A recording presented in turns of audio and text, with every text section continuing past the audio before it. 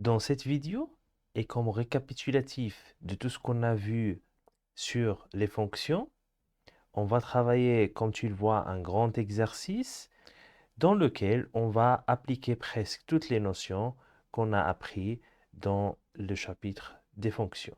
Pour profiter au maximum de cette vidéo, et si tu ne l'as toujours pas fait, il faudra d'abord aller voir toutes les vidéos sur les fonctions. Et bien sûr, faire pause à cette vidéo et essayer de travailler l'exercice tout seul d'abord.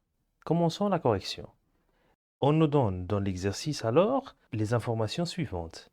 On nous dit que le graphe de la fonction f contient les couples moins de 3 et 5 moins 3 et on nous donne 2 points aussi du graphe de la fonction g. La première question, c'est de représenter les deux fonctions. Donc ici, comme on a déjà les points, on n'a qu'à aller placer les points sur un repère. Donc d'abord, on va faire la fonction f. Donc le point moins 2, 3. Donc il s'agit de ce point-là. Moins 2 sur les x et 3 sur l'axe vertical, donc l'axe des images. Après, on va poser le point 5 moins 3. Donc le point 5 moins 3, c'est ici. Et bien sûr, après, on relie les 2 points. On passe après aux 2 points de G. Donc on a moins 4, moins 2. C'est là. Et puis, on a 5, 2, c'est ici. Et on va relier les 2 points. Voilà, comme ça, on a la fonction G et la fonction F. La question d'après, c'est de déterminer le point d'intersection qui s'appelle I entre les deux droites. Ça veut dire sur le graphique, si on regarde, le point I, c'est celui-là, n'est-ce pas? Quand la question c'est déterminer, ça veut dire qu'il y a un calcul à faire. Parce que si c'était graphiquement, on aurait précisé déterminer graphiquement, ou par lecture graphique. Par calcul, on sait qu'il faut résoudre l'équation f de x égale à g de x. Mais d'abord, il nous faut l'expression de la fonction f et de la fonction g.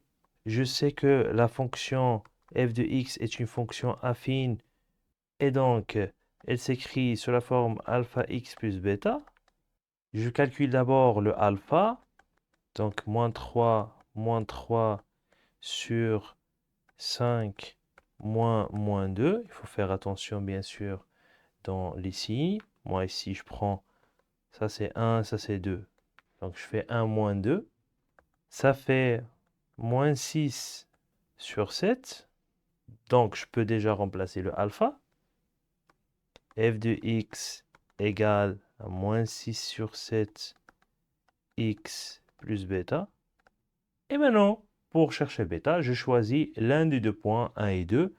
Par exemple, je peux choisir le 2 et je substitue dans l'expression de la fonction. Donc f de x, l'image c'est 3 et la préimage c'est moins 2. Et donc j'aurai 12 sur 7 plus bêta égale à 3. Et bien sûr, je passe moins 12 sur 7 de l'autre côté. Je fais le calcul. Ça fait bêta égale à 9 sur 7. Et finalement, j'écris l'expression de la fonction f de x. Alors, c'est moins 6 sur 7 x plus 9 sur 7. Ça, c'est la fonction f. On va faire maintenant pareil pour trouver la fonction g. Ça, c'est la fonction g. C'est maintenant que je peux finalement travailler sur le point d'intersection parce que c'est là où on va revenir à l'équation f de x égale g de x. C'est le départ pour les points d'intersection. Alors, on a trouvé pour f de x, c'est moins 6 sur 7 x plus 9 sur 7. Et pour g, on a trouvé 4 sur 9 x moins 2 sur 9. On va résoudre. Donc on va mettre au même dénominateur. On peut maintenant enlever le dénominateur. Et puis on met les x d'un côté et les nombres de l'autre côté. Donc, moins 82x égale moins 95. Donc, x égale à moins 95 sur moins 82, 1,1. Donc, si on revient sur le graphique, comme ça, je sais que ma réponse est cohérente. Donc, je vois ici que, effectivement, c'est 1,1. Donc, je peux être tranquille. Et on va chercher maintenant l'autre coordonnée. Donc, c'est l'image, tout simplement.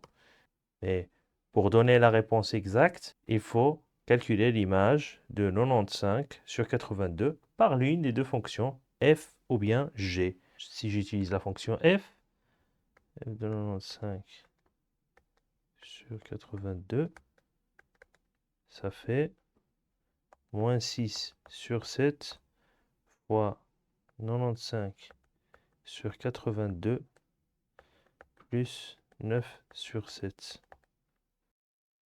Et donc ça fait 12 sur 41, 0,29.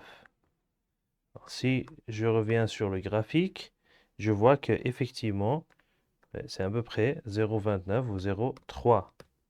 Donc mon résultat est bien cohérent. Donc, et je donne la réponse, bien sûr, le point d'intersection, ou bien ici on l'a appelé I, le point I, c'est 95 sur 82 et 12 sur 41.